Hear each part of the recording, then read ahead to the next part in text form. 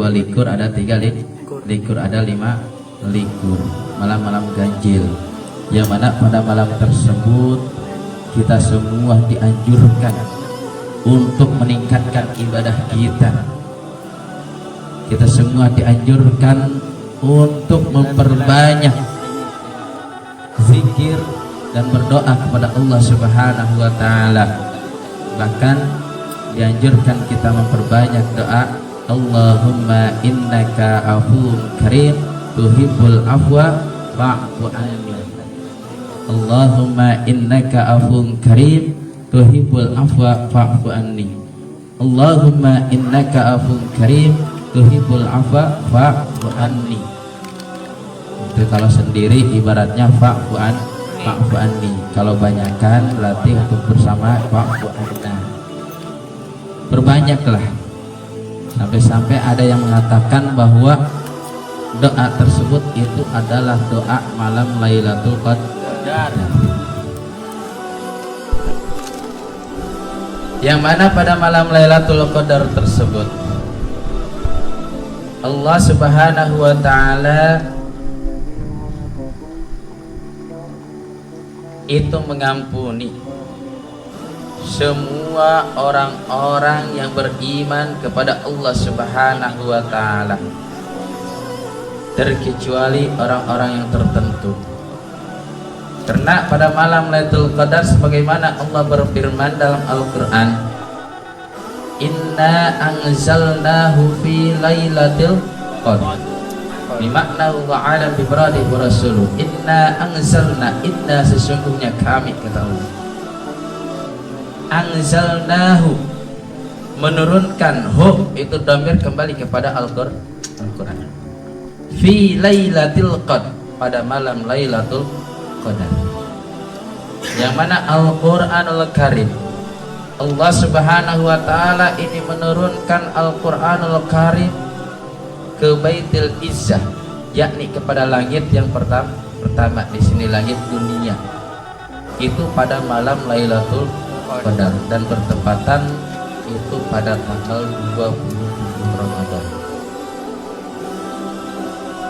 Inna anzalnahu fi lailatul qadar. Wa ma adraka ma lailatul qadar. Ini ayat mengatakan ada apa pada malam Lailatul Qadar. Lailatul Qadri khairum min alfi syahr.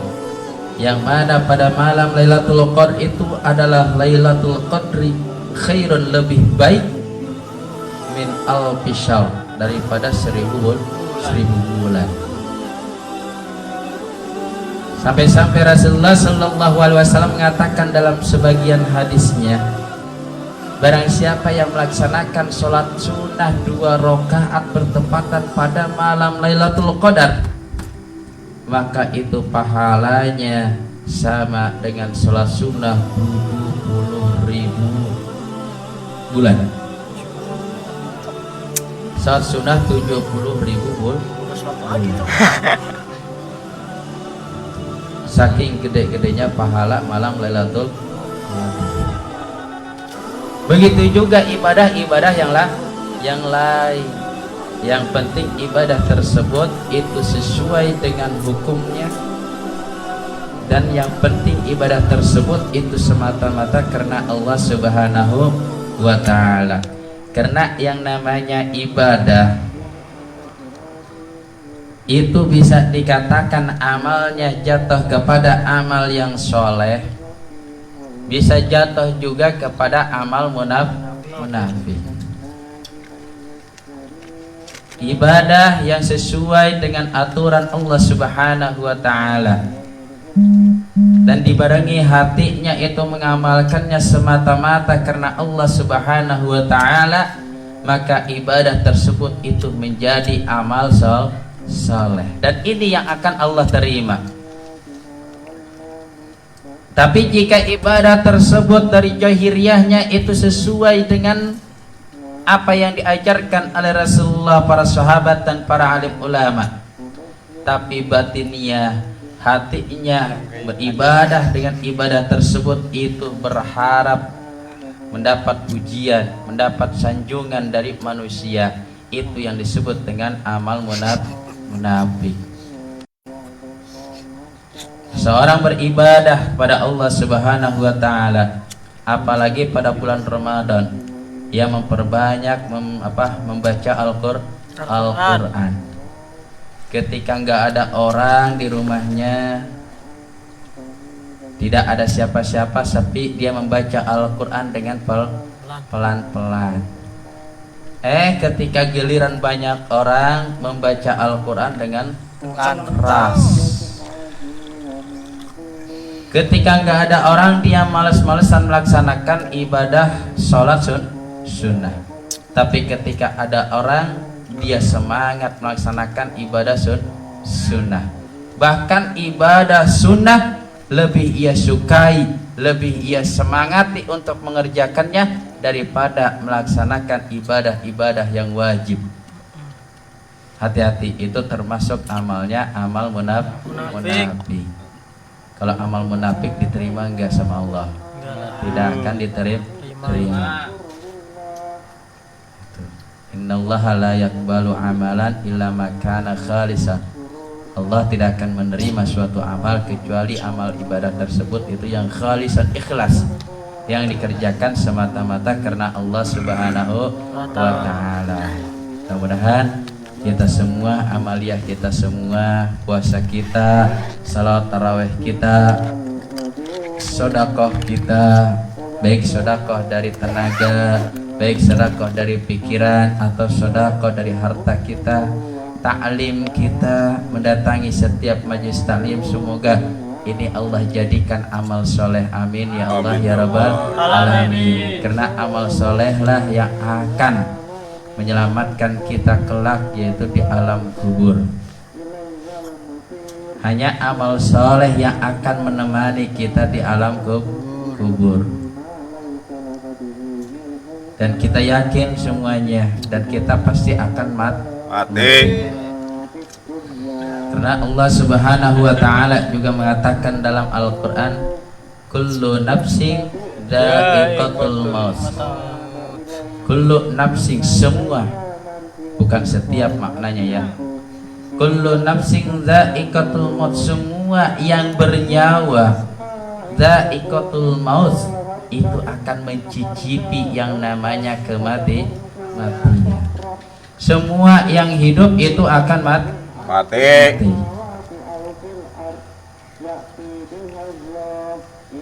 Presiden akan mati.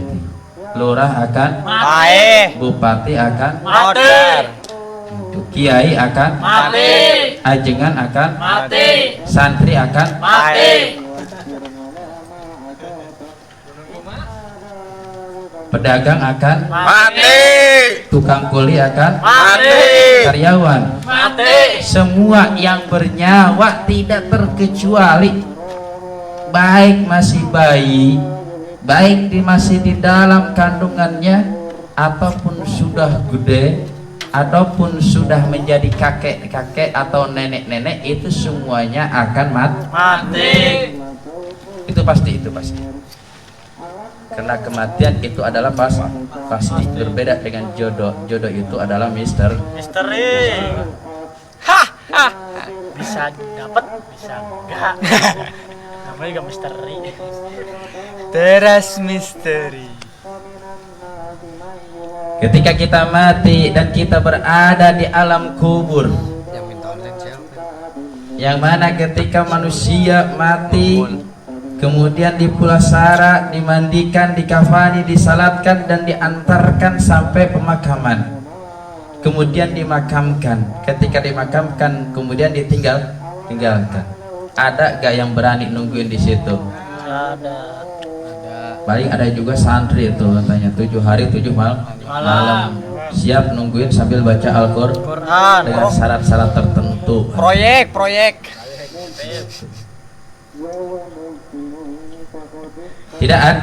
Tidak ada. Orang tua kita, ibu kita, bapak kita, saudara kita, sehingga pacar kita atau istri kita itu akan meninggalkan kita.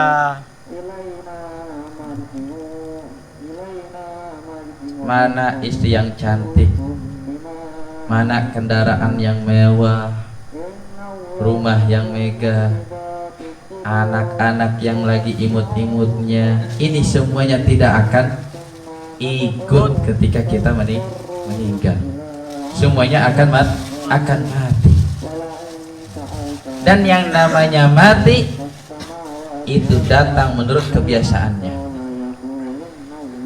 Jadi seseorang akan meninggal dunia itu tergantung kebiasaannya. Mudah-mudahan kebiasaan kita ini termasuk orang yang terbiasa hadir di majelis ilmu. Amin ya Allah. Hadir di setiap kebaikan sehingga Allah cabut ruh kita sedang berada di majelis ilmu atau kita sedang berada di dalam kebaikan. Itu yang kita inginkan. Sampai Al-Habib Abdullah bin Ali Al-Haddad beliau menasihati dalam kitabnya Nasya'ihud Diniyah. Beliau mengatakan, jika kalian semua itu merasa tenang, merasa nyaman, merasa enak pada suatu tempat dan kalian berharap meninggal di tempat tersebut, falazimha, maka teruslah, jangan tinggalkan tempat tersebut, jangan tinggalkan keadaan tersebut, supaya kelak ketika Allah mencabut ruh-ruh kalian, maka kalian dalam keadaan di tempat tersebut. Itu ya. Karena kehidupan manusia matinya itu tergantung kebiasaan. Banyak ya. Udah kita lihat ada orang yang sedang main bola kemudian dia meninggal dunia, Serangan jantung. Ada orang yang sedang naik angkot dia meninggal. Ada yang lagi bawa mobil meninggal. Lagi bawa motor meninggal. Tempat karaoke.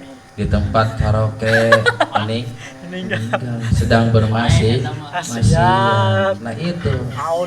Ini yang kita pikirkan ya.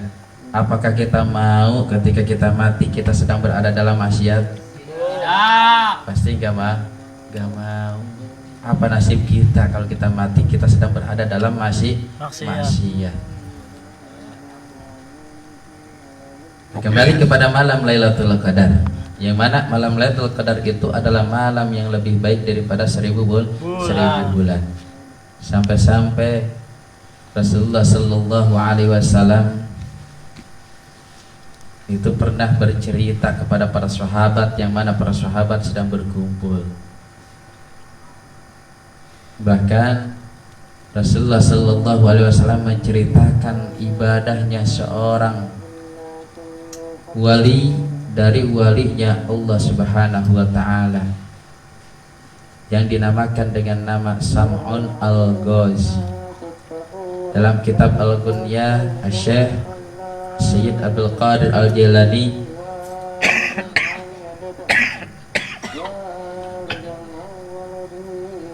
itu mengatakan, sebagian riwayat namanya bukan Sam'un Al-Ghazi tapi namanya Samson.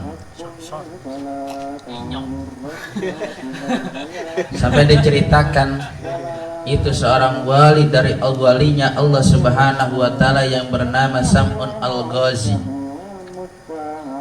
yang mana beliau itu tidak lepas dari pedangnya, yang mana beliau itu adalah seorang pembela agama Allah yang selalu jihad, berperang melawan orang-orang kafir, sehingga beliau memiliki karomah, yang mana karomahnya itu memiliki jenggot dan rambut panjang, memiliki kesaktian dari jenggotnya, sehingga sering beliau itu bertempur melawan orang-orang kafir. Sekali gebes itu jenggotnya, maka banyak orang kafir yang tak terhitung itu meninggal. Itu Sam'un Al-Ghazi. Dan sebagiannya karomahnya lagi, Sam'un Al-Ghazi tersebut ketika ia merasa dahaga, merasa haus, maka akan keluar air dari sela-sela giginya dan dia meminum air tersebut.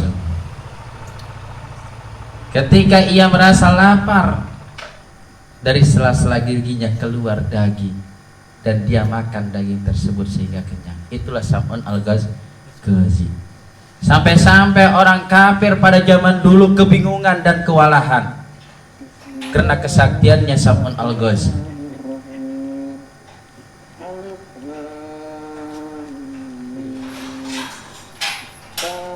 Sehingga ada sebagian orang kafir, mereka mendatangi istrinya Sam'un al-Ghazi.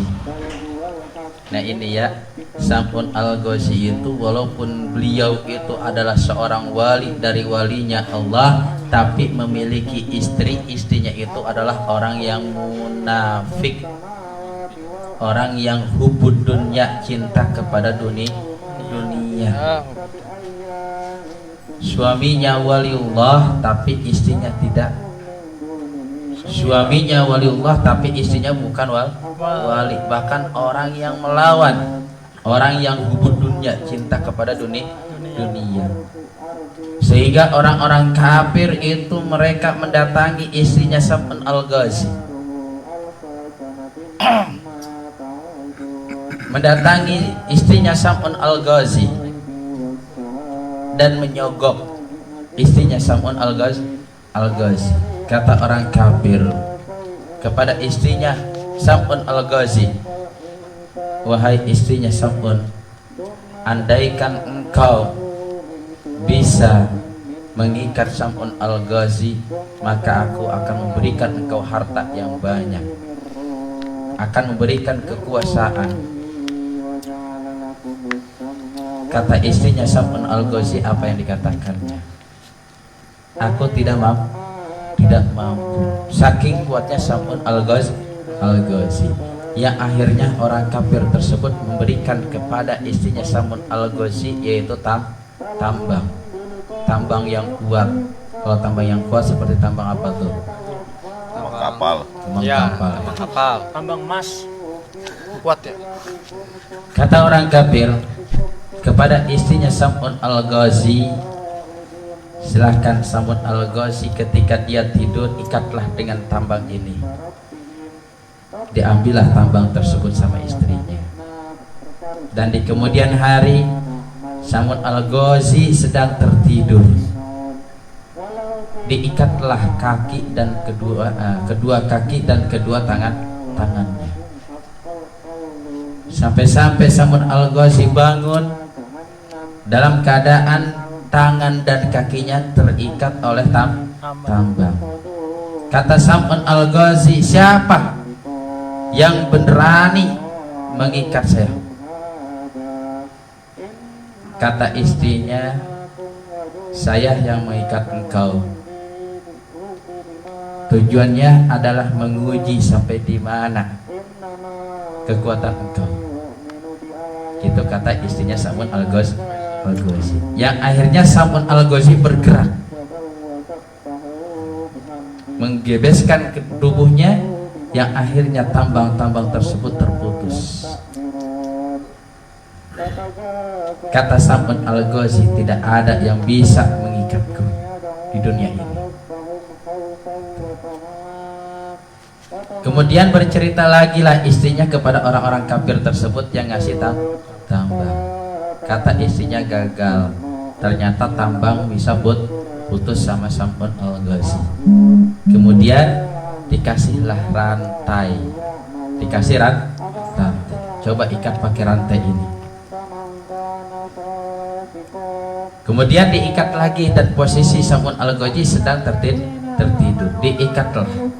Sesudah diikat, kemudian Sam'un al-Ghazi bangun, siapa yang mengikatku?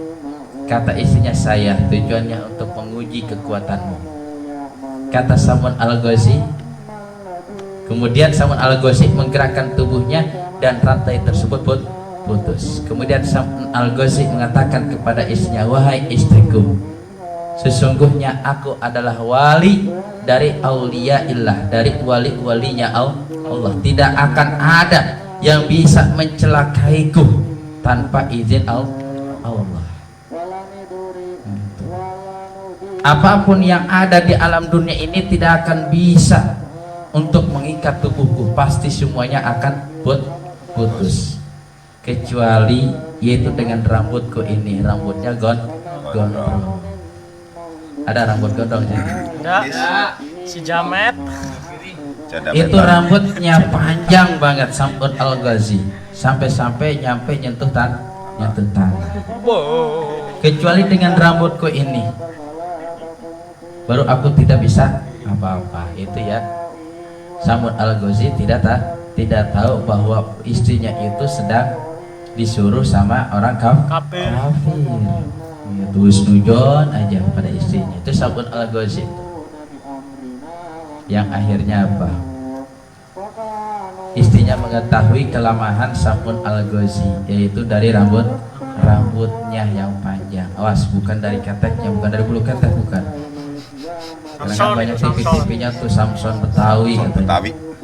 Dari bulu keteknya katanya kelemahannya. Dari rambutnya ya. Yang akhirnya ketika Sam'un Al-Ghazi sedang tertidur, maka dipotonglah 8 helai rambut oleh istrinya. Sesudah dipotong, kemudian diikatkanlah kedua tangan dan kedua kakinya. Satu tangan 2 helai rambut, kedua tangannya berarti 4 helai rambut, dan 4 helai rambut lagi untuk kedua kakinya. Ketika sudah diikat itu, Sam'un Al-Ghazi bangun. Siapa yang mengikatku? Kata istrinya, aku. Tujuannya untuk menguji kekuatanmu. Kemudian Sam'un Al-Ghazi bergerak, ngeberontak, dan ternyata Sam'un Al-Ghazi tidak bisa memutuskan ikatan tersebut. Pas dilihat ternyata dia diikat oleh rambutnya. Kemudian istrinya langsung lari, ngasih tahu, ngabarin kepada orang-orang kafir bahwa Sam'un Al-Ghazi sudah terikat. Akhirnya orang-orang kafir rombongan datang kepada Sam'un Al-Ghazi, dan Sam'un Al-Ghazi dibawa. Kemudian diikatlah di tiang salib dengan rambut tersebut. Sesudah diikat itu Sam'un Al-Ghazi, matanya, kedua matanya ditusuk, telinganya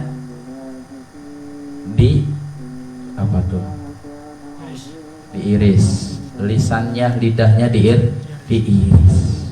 Semua tubuhnya itu disiksa, tapi belum meninggal. Itu kuatnya Sam'un Al-Ghazi. Sehingga Sam'un Al-Ghazi tidak bisa berbicara dengan lisannya, karena lisannya itu dipotong lidahnya.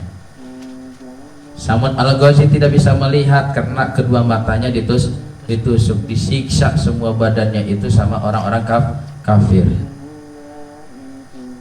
Kemudian datanglah ilham kepada Sam'un Al-Ghazi. Kemudian Sam'un Al-Ghazi meminta kepada Allah Subhanahu wa Ta'ala dengan permintaan, ya Rabb, saya minta diberikan kekuatan yang sekiranya saya menggerakkan tubuh saya, dan semua orang-orang yang ada di gedung tersebut beserta istrinya ada di gedung kan ya, itu semuanya mati karena rubuhan gedung tersebut. Dan saya minta semua anggota tubuh saya itu dikembalikan lagi. Yang akhirnya Allah kabul doanya doanya Sam'un Al-Ghazi tersebut. Sehingga Sam'un Al-Ghazi menggerakkan tubuhnya, maka gedung-gedung pada hancur. Orang-orang kafir berikut istrinya yang ada di dalam yang lagi senang-senang itu semuanya mati tertimbun sama gedung tersebut. Kemudian anggota tubuhnya Sam'un Al-Ghazi kembali lagi. Matanya bisa melihat lagi, kupingnya ada lagi, dan lidahnya juga ada lagi, sehingga bisa berzikir kepada Allah Subhanahu wa Ta'ala, dan terbebaslah Sam'un Al-Ghazi. Sesudah itu Sam'un Al-Ghazi tetap dia berzihad membela agama Allah selama 1000 bulan, yang mana siangnya dipakai berpuasa kepada Allah Subhanahu wa Ta'ala, malamnya itu dipakai beribadah tahajud dan amaliyah-amaliyah yang lainnya, dan berperang membela agama Allah melawan orang-orang kafir sampai 1000 bulan. Sudah itu beliau meninggal dunia. Sehingga para sahabat di situ mereka berharap mendapatkan keutamaan sebagaimana keutamaan Sam'un al-Ghazi. Jadi sahabat berharap banget mendapatkan keutamaan seperti keutamaan Sam'un al-Ghazi.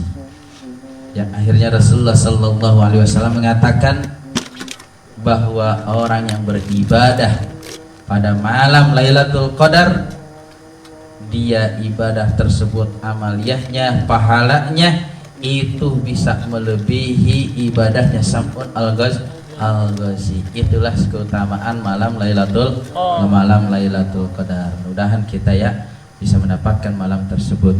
Walaupun pada malam tersebut kita dipakai ngaji, walaupun kita dipakai 2 rakaat lah pada malam harinya. Makanya dimulai dari sekarang sampai akhir Ramadan terus kita berusaha meningkatkan ibadah kita dan terutama banyak-banyak beriktikaf. Kalau iktikaf itu di masjid ya. Iktikaf itu di masjid bukan di rumah. Karena yang namanya iktikaf itu harus di tempat yang diwakafkan yang disebut dengan masjid. Baik dalam keadaan bersuci ataupun tidak punya wudhu itu sah-sah saja dan bisa mendapatkan pahala iktikaf. Yang penting nih niat, karena innamal a'malu bin niat. Hafalah muflis juga. Yang penting niatnya ya. Yang namanya iktikaf itu yang penting kita masuk masjid, niat dalam hati kita niat iktikaf itu sudah beres. Pengen talafuznya kayak gimana? Nawaitul i'tikaf fi hadzal masjid lillahi ta'ala. Tujuan kita i'tikaf di masjid ini karena Allah. Itu mau dipakai zikir atau dipakai tidur tetap mendapatkan pahala. Tidur aja ya.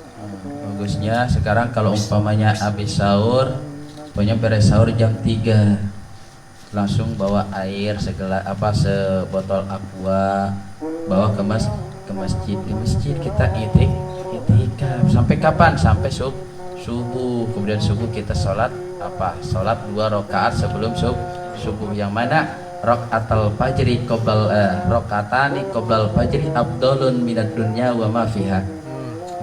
2 rakaat sebelum sholat subuh itu lebih utama daripada dunia beserta isi. Niatnya Tat gimana? Tadi itu kok. Kalau niatnya ya namanya qoblal fajri berarti sebelum subuh, berarti qobliyah subuh. Gitu. Usolli sunatal qobliyati subhi raka'ataini lillahi ta'ala. Atau usolli sunatan raka'ataini qobliyatan lillahi ta'ala. Itu qobliyatas subhi. Maka Talafut. yang penting dalam hati niat sholat sunnah 2 rakaat.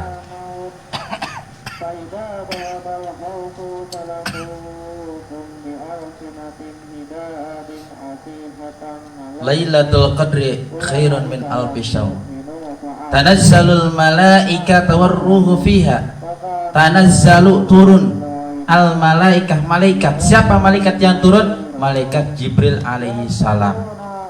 Warruhu fiha, dan ruh maksudnya malaikat yang lain. Jadi malaikat Jibril itu enggak nganggur. Kadang orang teh suka dipakai tebak-tebakan gitu.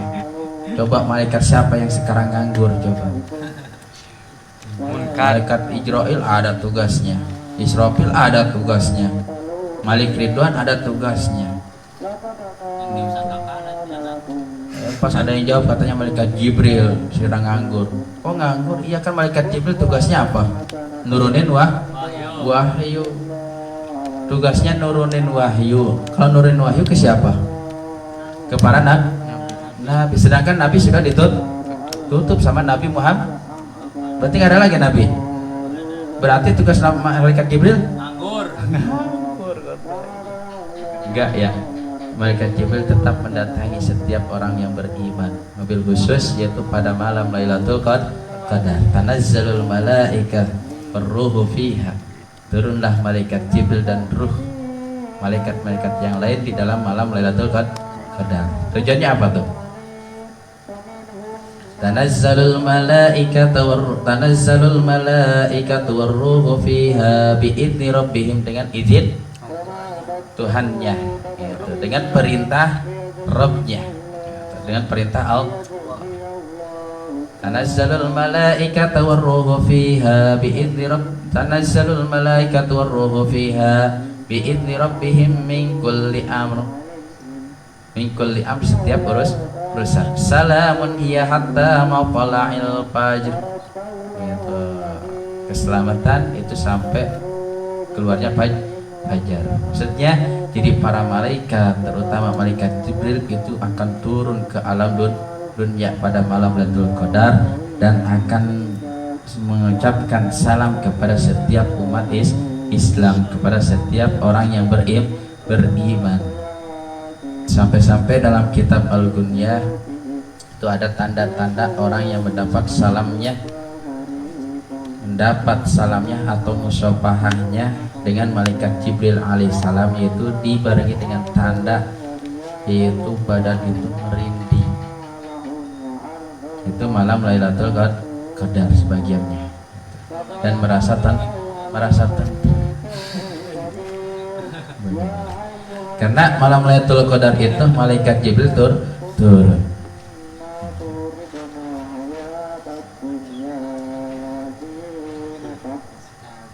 Sampai-sampai malaikat Jibril pernah ditanya, "Ya Jibril, fama sana Allah Ta'ala fi hawaijil mu'minin min ummati Muhammadin ummati Ahmad sallallahu alaihi wasallam." Ya Jibril, apa yang Allah kerjakan di dalam kebutuhan orang-orang yang beriman dari umatnya Nabi Muhammad sallallahu alaihi wasallam pada malam Lailatul Qadar. Kemudian kata malaikat Jibril, nadarallahu ilaihim fi hadhil lailah. Allah Subhanahu wa taala melihat mereka dengan rahmatnya Allah Subhanahu wa taala pada malam ini. Fa'afa anhum wa ghafara lahum, dan Allah mengampuni mereka pada malam Lailatul Qadar. Mengampuni siapa? Mengampuni orang mukmin, orang-orang yang beriman dari umat Nabi Muhammad. Illa arba'ah, kecuali empat. Empat orang ini tidak akan Allah ampuni pada malam Lailatul Qadar. Yang mana semua orang yang beriman kepada Allah Subhanahu wa taala ini mendapatkan ampunan dan rahmatnya Allah Subhanahu wa taala pada malam Lailatul Qadar. Mana yang empat ini? Yang pertama, mudaminul khamri, orang yang suka mabuk-mabukan, orang yang suka minuman keras. Jika ia tidak taubat kepada Allah Subhanahu wa taala, maka pada malam Lailatul Qadar dia tidak akan mendapatkan ampunan dari Allah Subhanahu wa taala.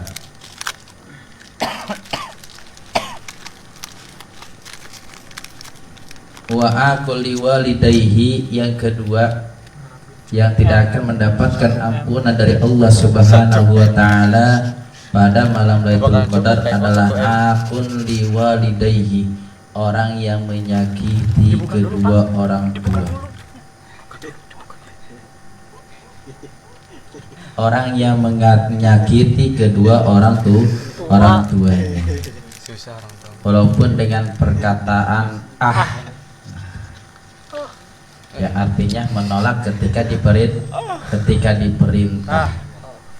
Hati-hati ya, hati-hati.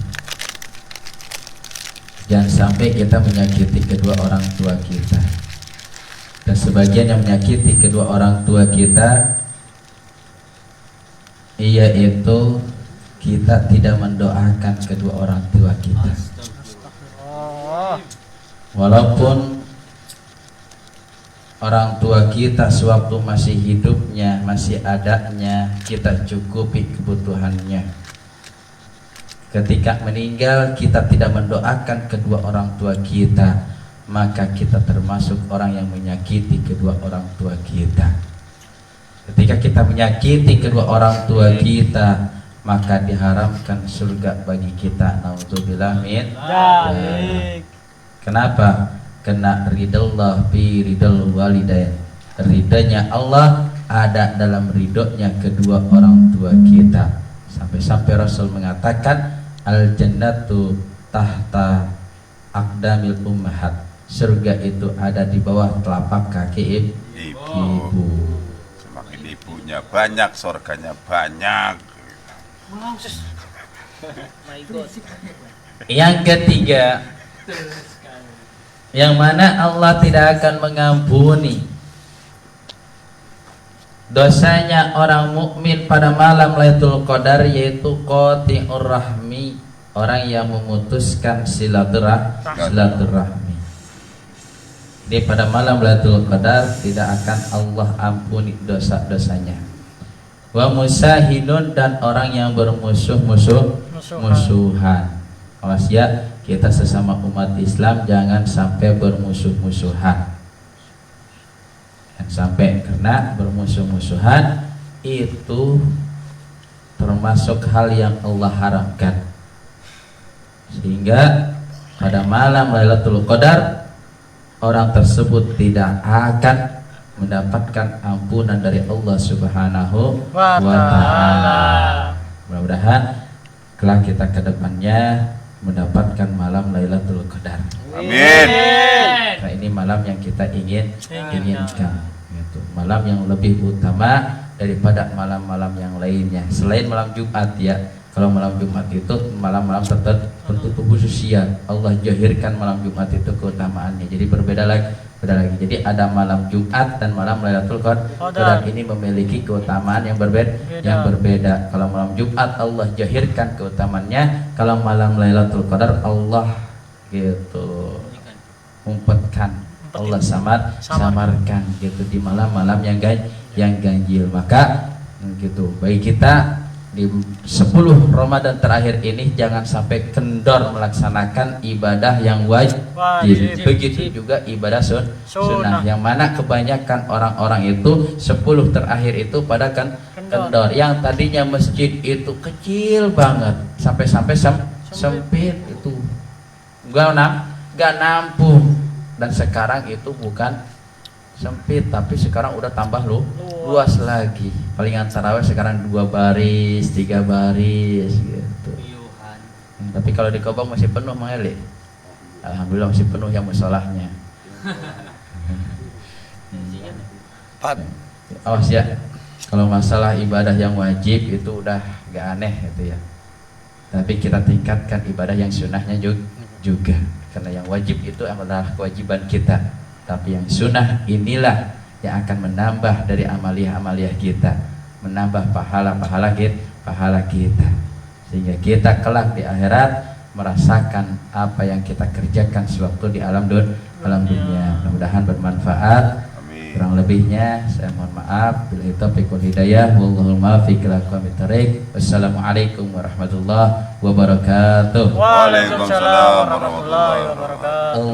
Allahumma sholli ala sayyidina Muhammadin tibil qulubi wa dawaiha wa afiyati abadani wa sifaiha wa nuril absari wa diyaiha wa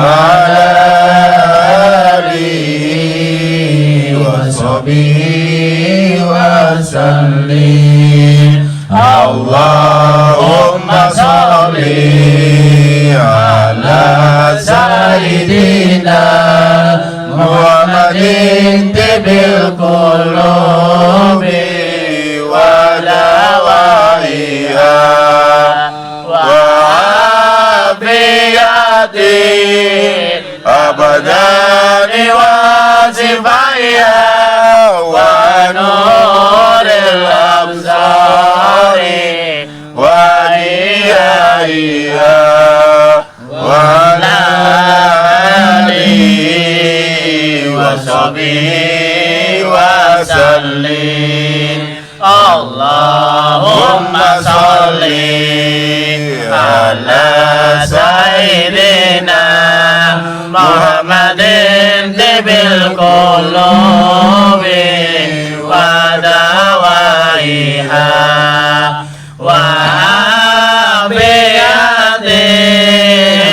abdani wa sifaiha wa nuril absari wa ihaiha wa alihi wa sahbihi wa sallim. Allahumma salli wa sallim wa barik alaihi.